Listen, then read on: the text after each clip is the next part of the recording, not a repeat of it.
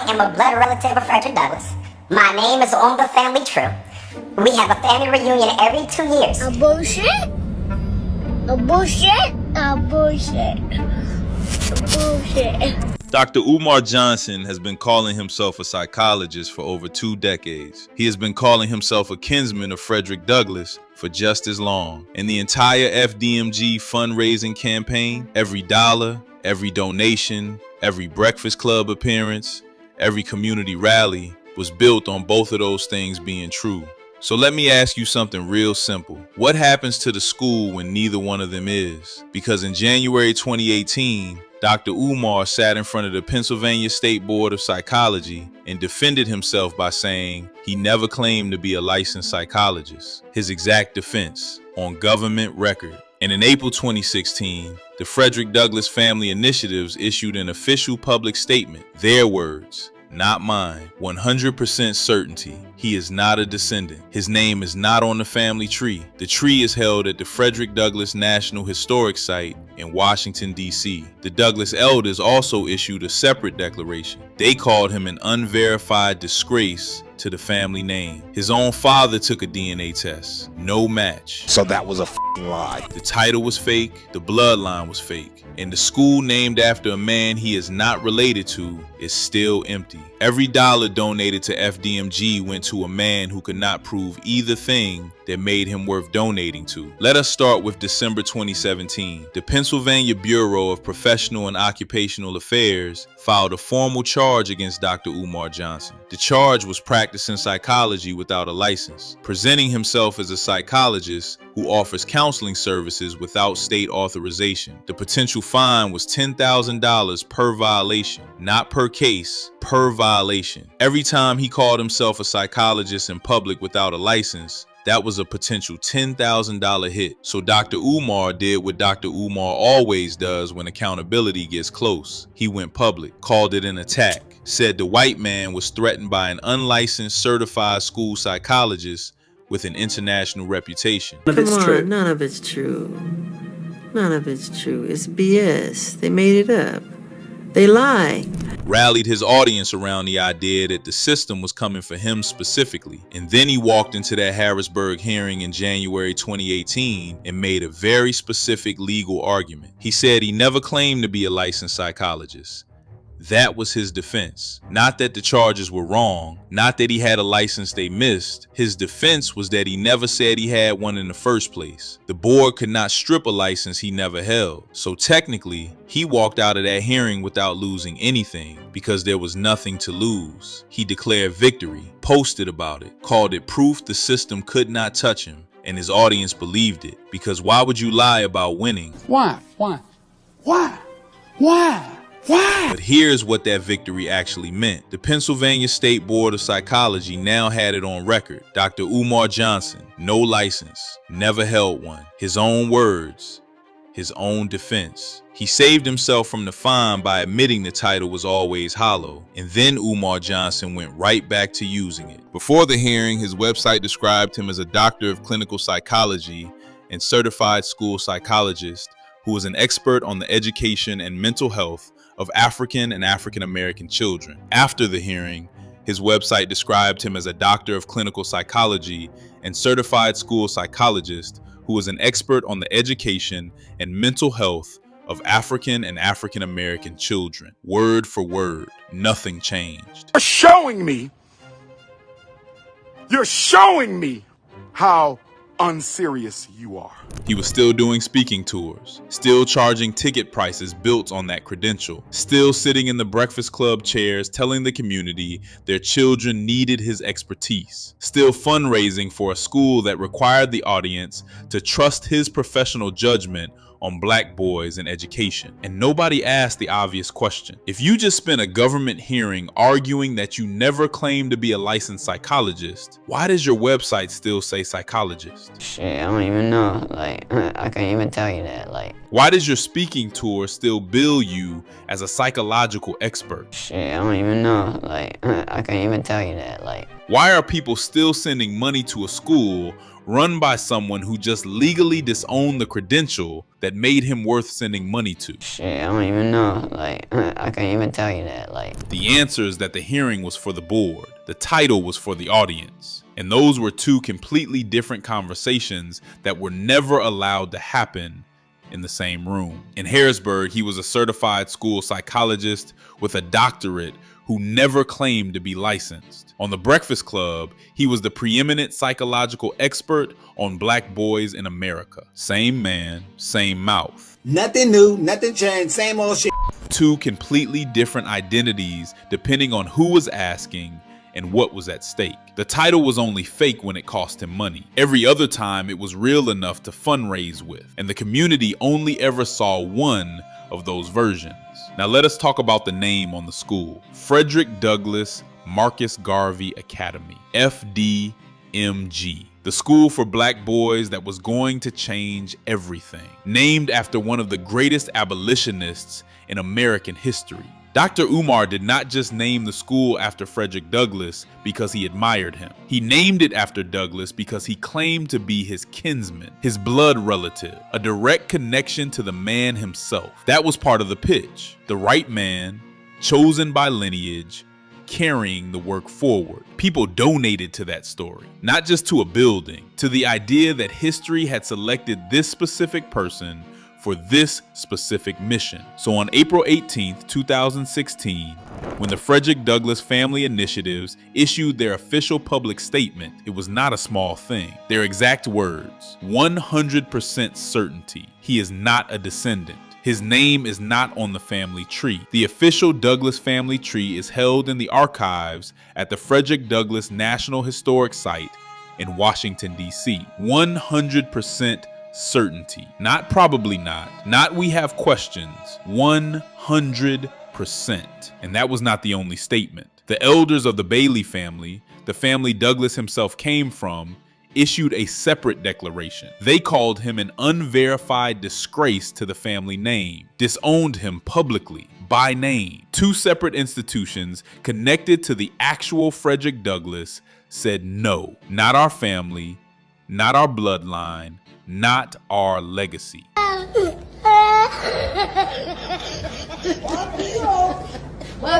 And then his own father took an ancestry DNA test. No match to the verified Douglass bloodline. His own father's DNA. The man who told Dr. Umar he was related to Douglass in the first place. No match. The title was gone after the 2018 hearing. The bloodline was gone after the 2016 statement. Both foundations, both receipts, both on record before a single child ever walked through the doors of FDMG. He kept the name on the school anyway and kept asking the community to fund it. Now I want you to notice something, because this is where it stops being two separate stories and becomes one very clear pattern. 2016, the Frederick Douglass family says he is not their kinsman. His response is to call it a conspiracy, say the white man is threatened by his Pan-African work, rally his audience around the idea that powerful forces are trying to discredit him, keep the name on the school, keep fundraising. 2018, the Pennsylvania Board of Psychology says he has never held a license.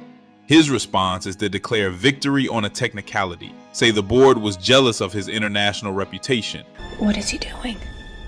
He's beginning to believe. Rally his audience around the idea that an unlicensed man had more impact than the entire licensed establishment. Keep the title, keep fundraising. 2 years apart, two completely different institutions, two completely different receipts. Same exact response both times. Reframe it as an attack. Find a villain, declare victory, keep going. The city of Wilmington posting a notice on the door.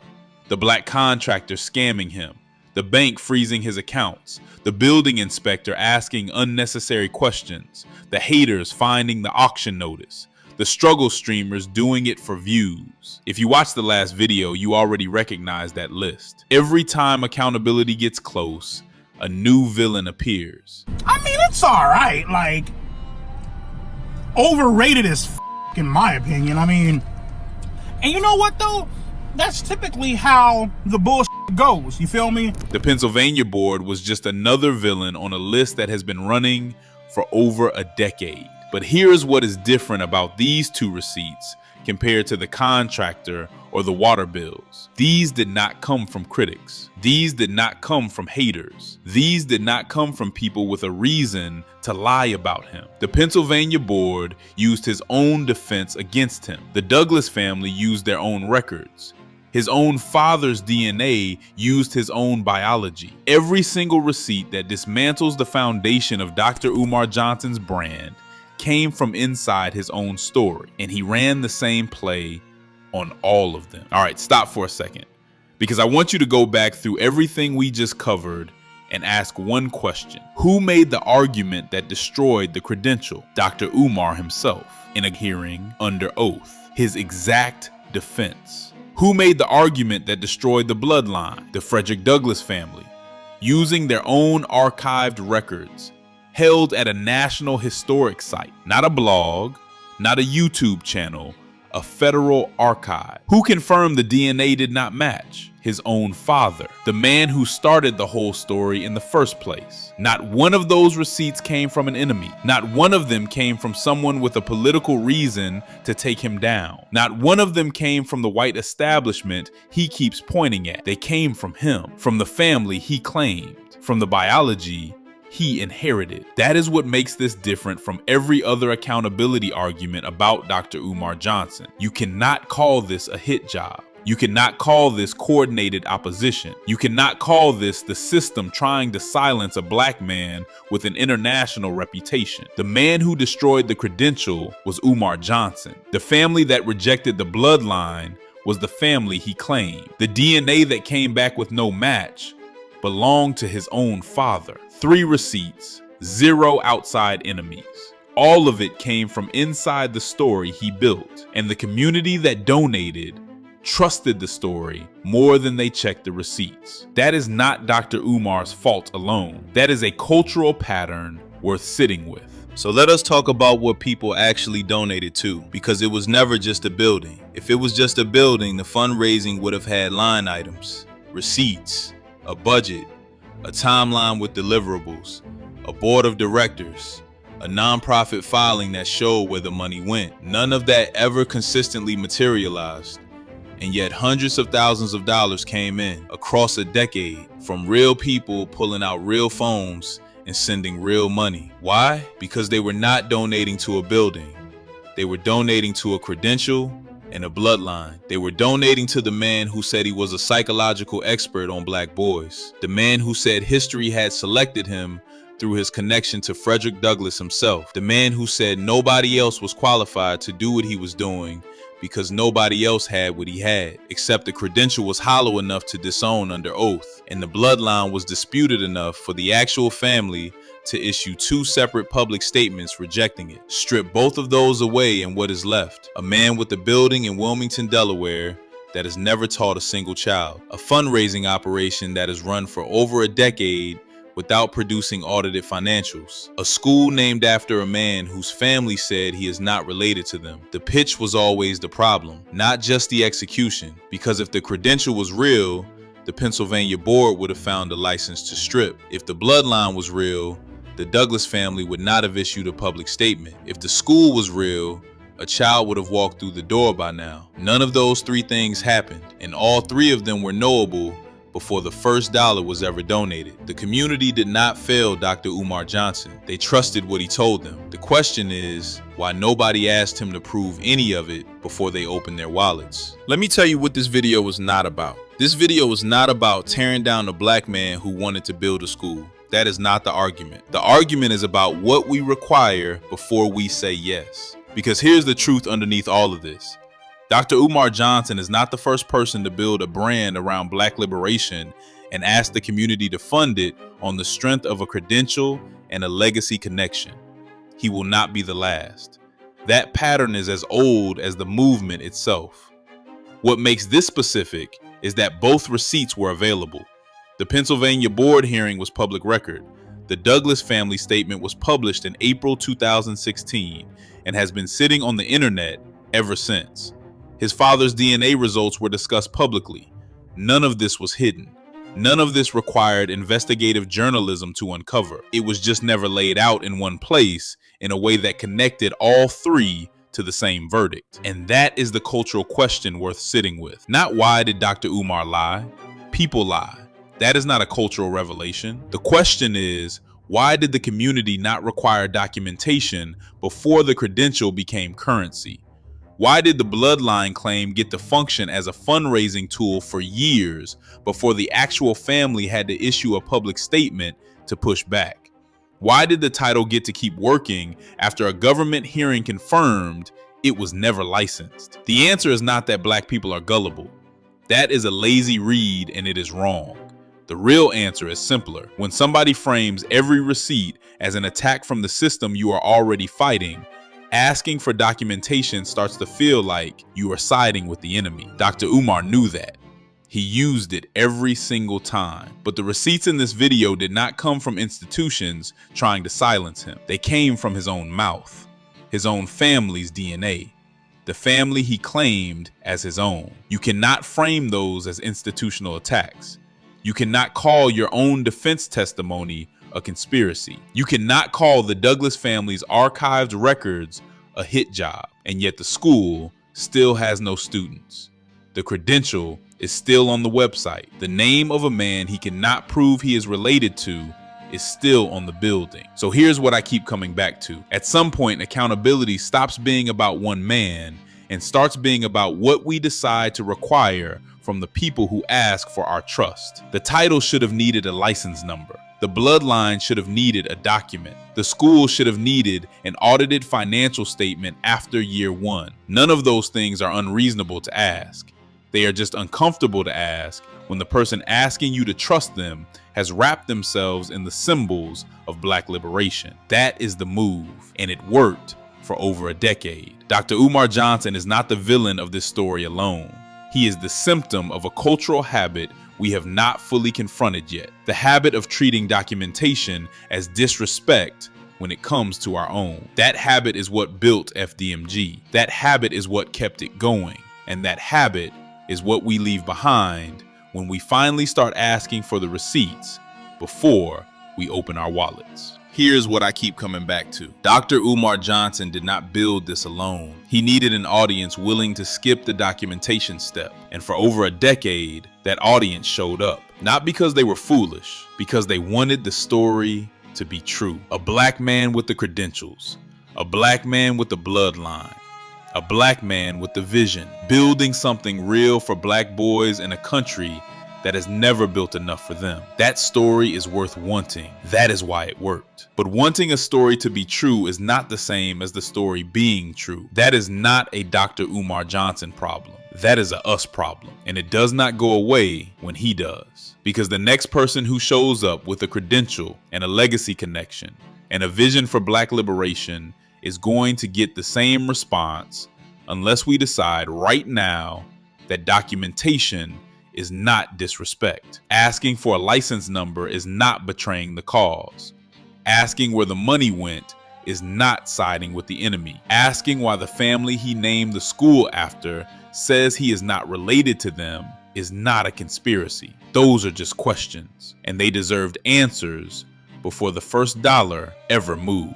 So here's what I want you to sit with. If the community had asked for one document in 2014, just one, a license number, a verified genealogy record, an audited financial statement, how different does this story look? Because the school is still empty, the credential is still on the website, and the name of a man he cannot prove he is related to is still on the building. How long do we let a story substitute for a receipt? And if you want the full deep dive on everything Dr. Umar Johnson has pulled since day one, I already did almost 3 hours on it. That video is right here too. Click now, and I'll see you on the next one. Panda, panda, panda, Panda out.